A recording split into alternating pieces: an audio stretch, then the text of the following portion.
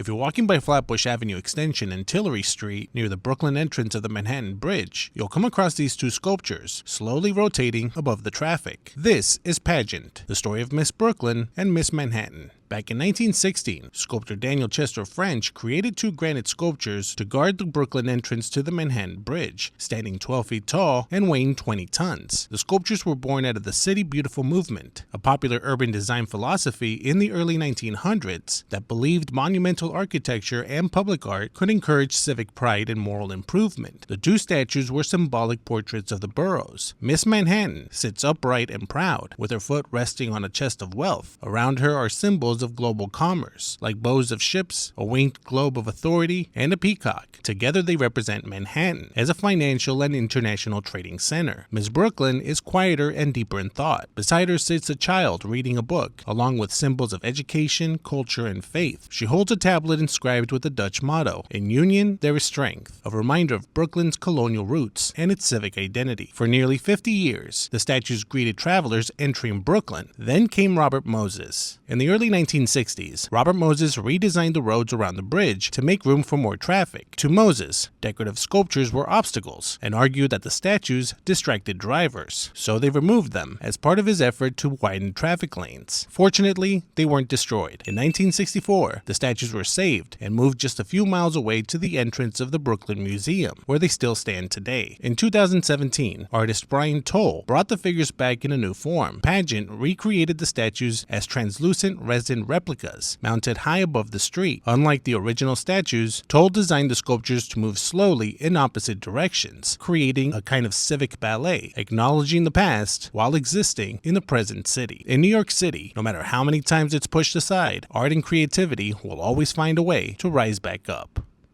So that's kind of interesting.